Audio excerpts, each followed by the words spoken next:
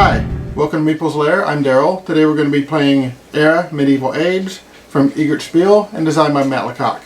In this game you will be rolling dice to produce resources to build buildings.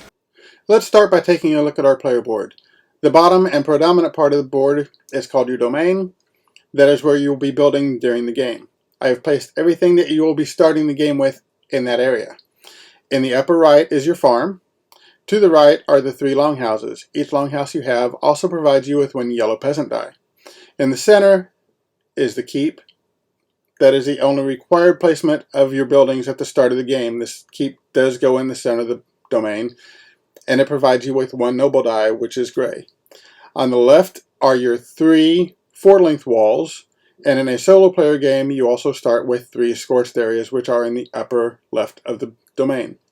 Above the domain is where you will keep track of your resources. You have 4 resources: trade goods, which are blue, stone, which is gray, wood, which is brown, and food, which is yellow. To the right of the board, the white peg represents your culture, and the orange peg represents your disaster track. And in the upper right area of the board is the black peg, which you will use to keep track of the different steps of each turn. Now give me a minute, I will get my board set up and we will start playing.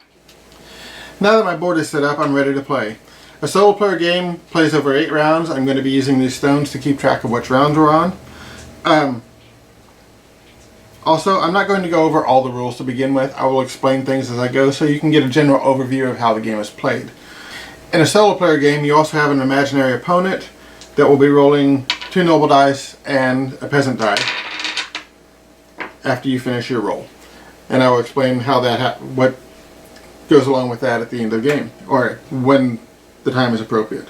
So to start, I'm going to take my dice, and I can roll up to 3 times, re-rolling what I want. Unless you roll skulls. I rolled no skulls, but I'm going to keep the 2 ore, so I'll set that aside. I will re-roll these. I'm going to keep the 3 wood. I will keep the trade good, and I will re-roll this. And I get 1 skull. So that is my roll. We will roll for the opponent. In the book he's called Sir Philippe, so we'll refer to him as Philippe for the rest of the game. Okay, now that we have done the dice rolling, we will move to the collect food or collect resources stage. First off, I have a farm. The farm collects me 1 food during the resource gathering phase. So there's 1 food for this. This will get me 3 wood, which will move me to 5. This die will get me 2 ore.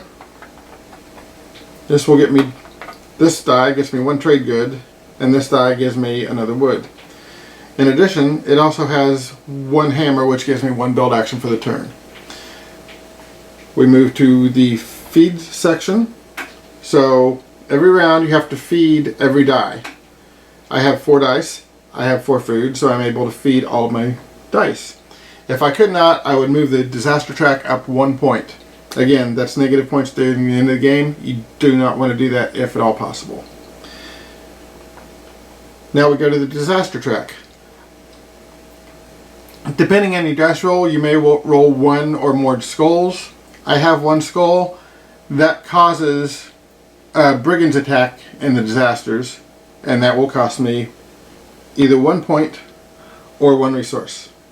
I choose to take the 1 point. We move to the build phase. I have 1 build option or 1 build action. I am going to spend 3 wood and build a lumberyard.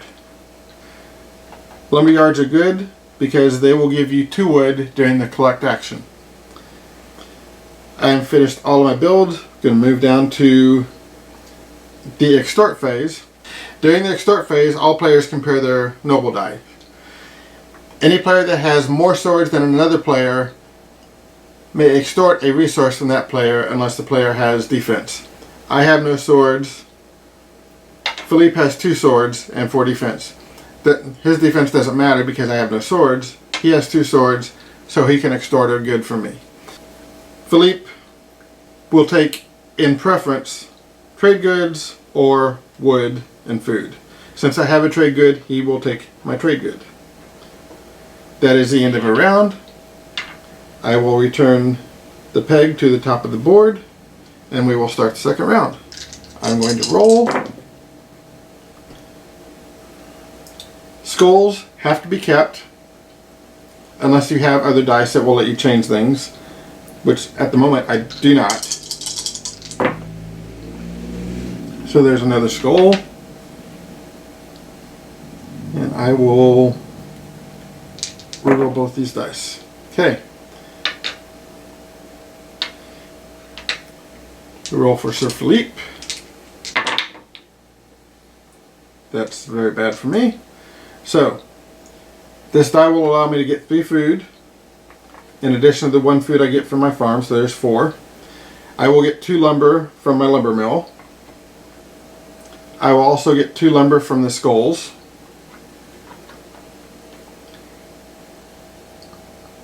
And I have 1 sword on my noble dice. Done the collect, we do the feed. Again, I have 4 dice and I have 4 food. Takes all of my food. We go to the disaster. I have 2 skulls. That causes a disease outbreak. What would happen now, if I had any buildings that were orthogonally adjacent, I would lose 1 point for each of those buildings. None. Walls do not count towards that. Scorched areas do not count towards that. I don't have any buildings that are orthogonally adjacent, so I'm safe from that. Move to the build. I have 2 builds. I'm going to spend 3 ore and build another keep, which will get me another noble die. And I will spend 3 more wood and build another lumber yard or lumber mill. We're good there. Go to the extort. I have 1 sword. Philippe had 5. The only resource I have is wood. He's going to take 1 of my wood. Move the peg back to the top. Remove another stone. And we will roll again.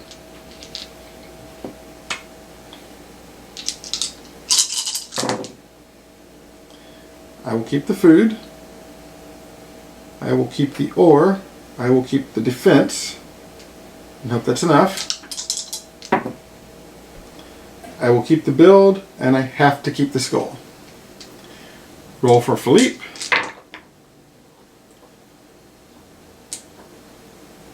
Okay. Move to collect.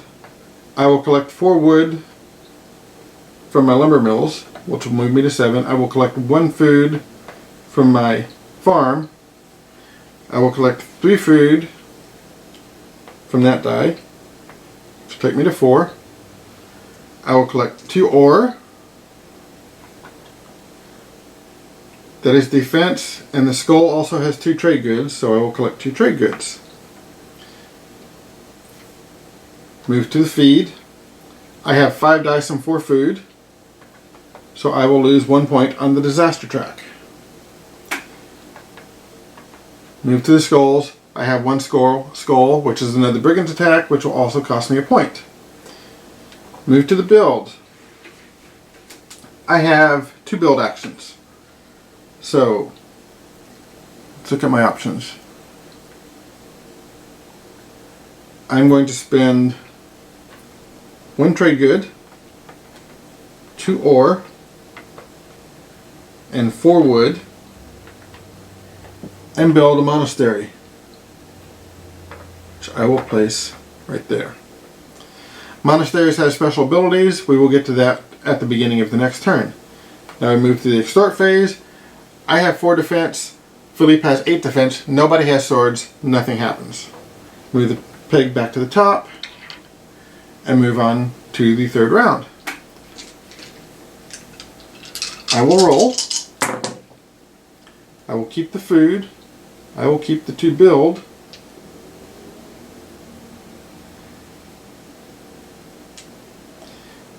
And I will keep the 2 ore.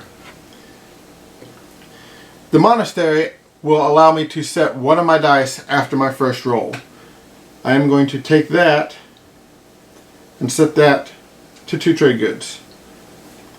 So I have 4 dice set. I'll roll again. I think I will stop there with the defense. Now we will roll for Philippe. That's done. Go to collect. I will collect 4 wood from my lumber mills. I will collect 1 food from my farm. I will collect 3 more food for that die. Builds get me nothing, but that will get me 2 more ore.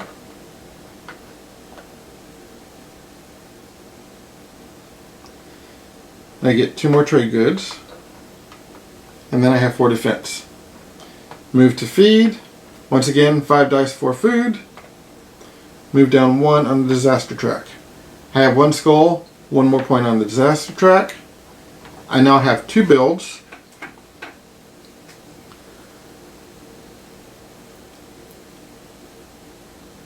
I am going to spend 1 trade good and 6 wood and build a hospital. So earlier when I explained what the disease does with 2 skulls, the hospital will eliminate that to any building connected to the hospital. So if you roll two skulls for the disease, any building that is adjacent to the hospital will be spared from that. Also, if I didn't explain earlier, walls and keeps are also not subject to the disease. That was 1 build. For my second build, I will spend 2 ore and build a townhouse, which I will place here. That townhouse will give me a burger die. Move to the extort phase. I have 4 defense. Philippe has 2 swords. I have more defense than he has swords, so nothing will happen. Move back to the top and begin our 4th round.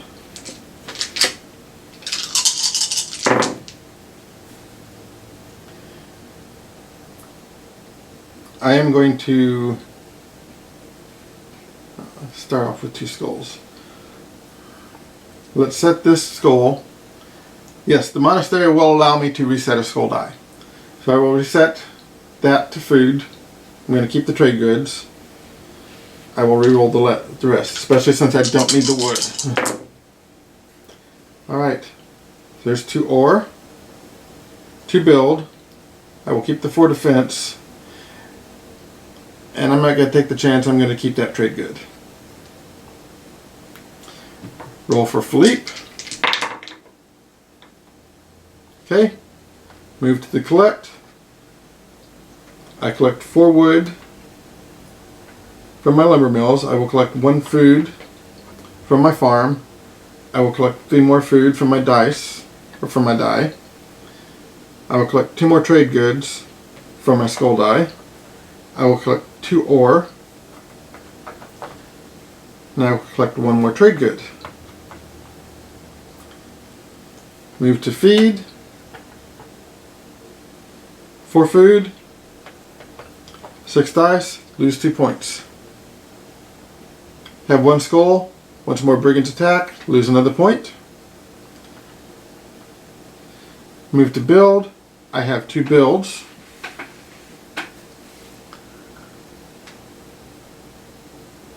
So I will spend, I only have 2 ore, so I will spend 1 trade good, 2 ore, and 4 wood to build another monastery,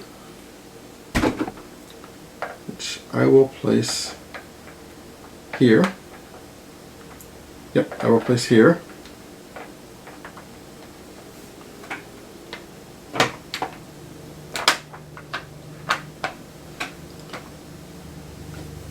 Then I will spend 1 wood and build another farm.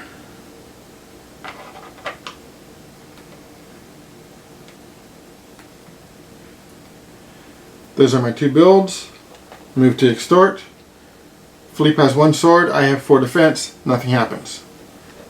Move back to the top, move to the 5th round, and I will roll my dice. I will keep that food. We'll keep that ore.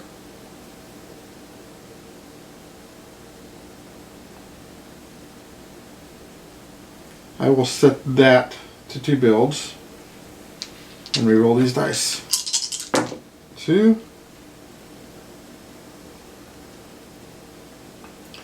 Let's keep that. Okay, go to collect. I will collect 4 wood from my lumber yards. I will collect 2 food from my farms. I will collect 3 more food from that die. Collect 2 ore. 2 builds, 5 swords, and a culture. That is my first culture. Move to feed. 5 food, 6 dice, lose a point. Have no skulls, no disasters happen. Move to build. I have 2 builds.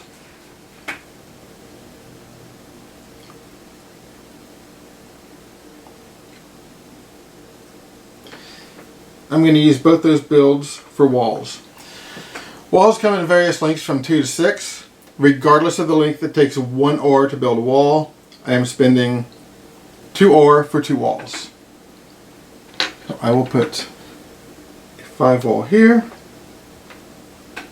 and I will put a 6 wall here. Benefits of walls: there are some disasters that the walls will protect you from.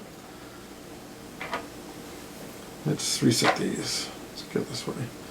Also, at the end of the game, all buildings that are within a walled section of the city are worth double their point value.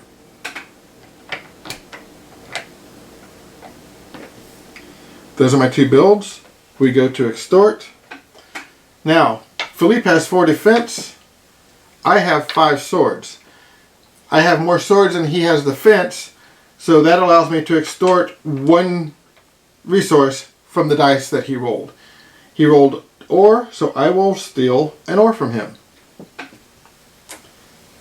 That is the end of the 5th round. Move to the 6th, and I will start rolling my dice. I'm going to keep the 2 ore. I'm going to keep the 2 trade goods. I will set this to food.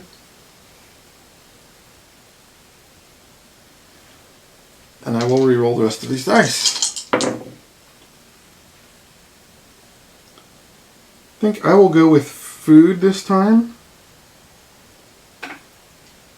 And let's keep that and see what happens. That is all I am going to roll. Roll for Philippe.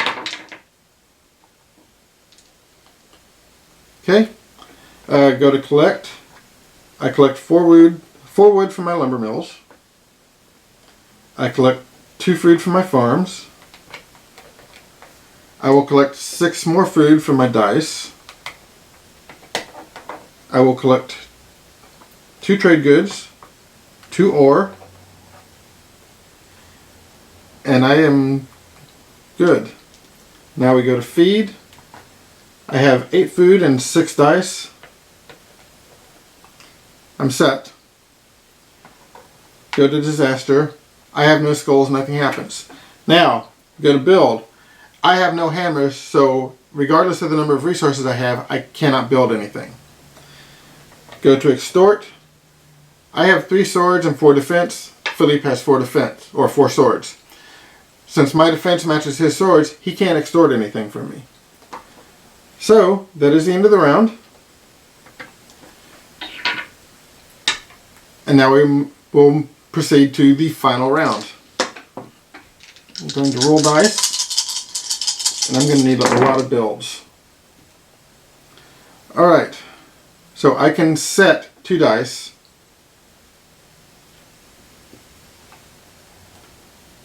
I'm going to keep 1 food. I will set this die to 2 builds. I will set this die to 2 builds. Roll the others and see what we get. I will keep the 2 ore. And that is my roll. Roll for Philippe.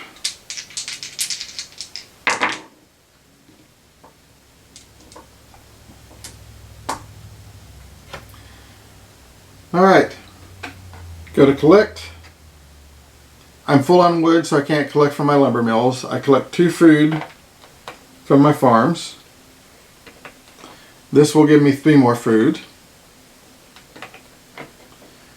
Have builds. This will give me 2 more ore. And that is all of my resources. Go to feed. 6 dice, 7 food. Leaves me 1 food. Go to disaster. I have no skulls, nothing happens. Now we go to build. Straight up, I'm going to spend 3 of my ore to build walls. Build a wall there. Build a wall there. Build a wall there. That is 3 of my 4 builds. Cannot build what I was hoping to build. So for my final build, I am going to put into place, I am going to spend 5 wood and 2 ore and build a guild hall. Guild halls have bonuses at the end of the game. We will explain when we get to the points. Go to extort. I have 2 swords and 4 defense. Philippe has 2 swords. Since our swords match, nothing happens. And that is the end of the game. So I will take a moment to tally up my score, and I will come back and explain what I did. I have finished tallying my score, so now I'm going to explain exactly how I scored everything. As I said earlier, buildings that are within the walls are double score. There's one small caveat to that. Keeps are worth 1. However, keeps are special. They are considered walled buildings by themselves. So even though they're worth 1 point, they're automatically worth 2 because they are walled. So I scored 4 points for my keeps. I have 2 keeps. I have 3 longhouses worth 1 point each since they are not walled, so there's 3 points. I have 2 farms, also not walled, worth 1 point apiece.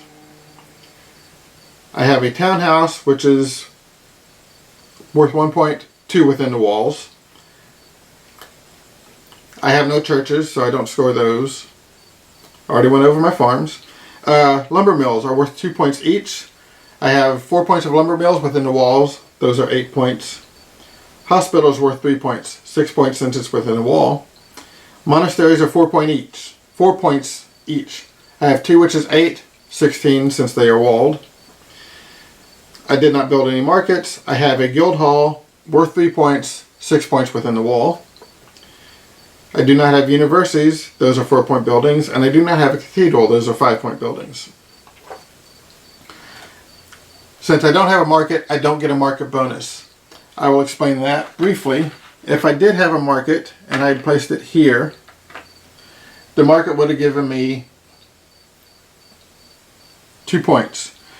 Market bonus is every space that is empty that is adjacent to it. So this would have been 1, 2, 3, 4, 5, 6 bonus points for the market. Did not have a market, so I don't get those bonus points. Guild hall bonus. If you have a guild hall, you score 1 bonus point for every good that is remaining at the end of the game.